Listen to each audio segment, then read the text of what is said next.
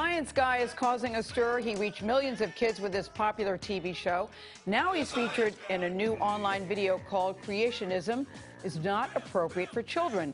It's been viewed more than 1.2 million times in just 5 days. Nye says adults who deny evolution and teach a literal biblical view are hurting America's future. I say to the grown-ups, if you want to deny evolution and live in your world that's completely inconsistent with everything we observe in the universe, that's fine. But don't make your kids do it, because we need them. We need scientifically literate voters and taxpayers for the future.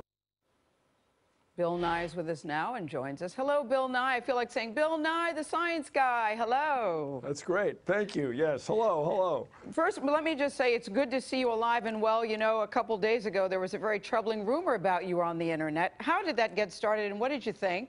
Oh, it happens every year about this time.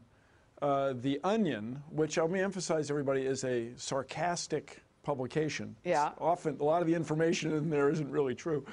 They had me killed in a weather balloon accident that was would have been inflated with vinegar and baking soda. Yes.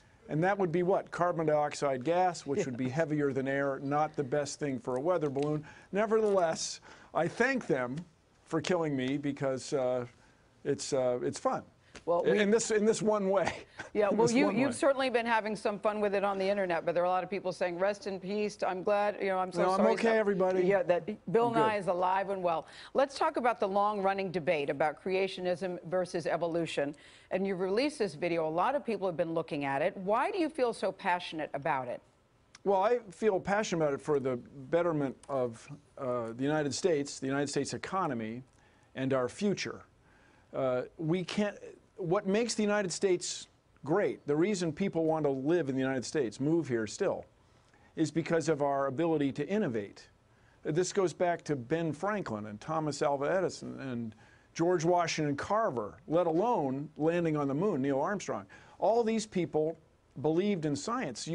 This morning, everybody's talking about Hurricane Isaac, and we're watching satellite maps made with spacecraft orbiting the Earth, and this all comes from science. If you have this idea that the Earth is only 6,000 years old, you are denying, if you will, everything that you can touch and see. You're not paying attention to what's happening in the universe around you.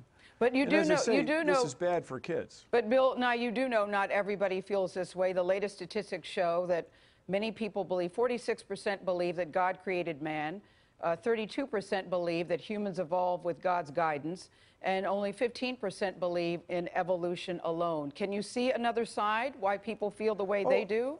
Well, as I say, you can believe what you want religiously. The religion is one thing, but science, provable science, is something else.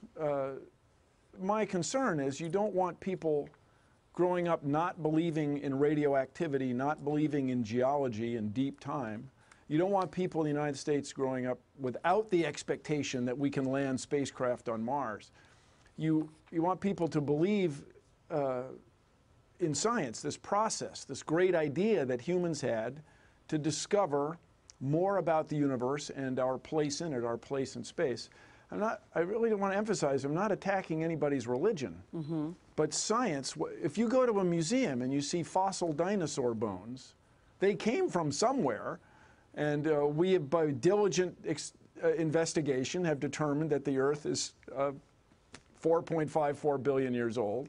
The sun is a star like all the other stars you see in the sky, and we are made of the same stuff. This is wonderful. This is fantastic discoveries that fill me with reverence, make me excited.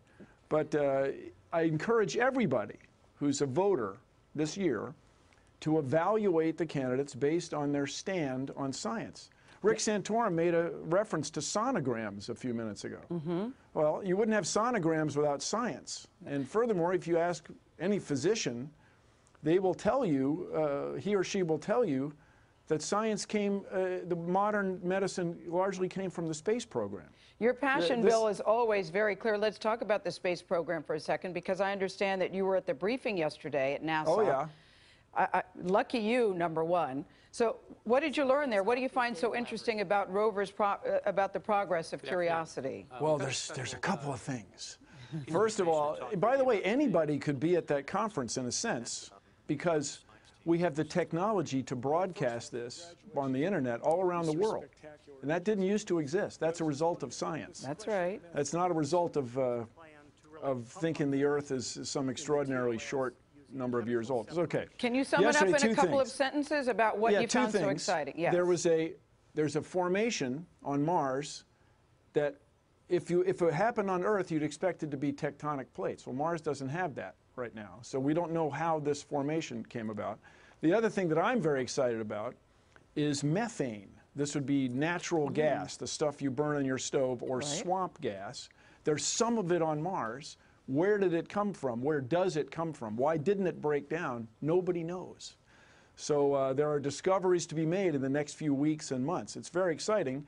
And by the way, nobody else in the world can land spacecraft on Mars. NASA's unique in this way. We do not want to lose that capability, everybody. Bill So Nye, let's keep an eye on Isaac from space. We will. And, we will. Let's change the world. Thank you very much. We will do that. Your passion is infectious. Thank you so much, and I'm so glad that you are still with us. Thank you, Bill Nye. Thank you.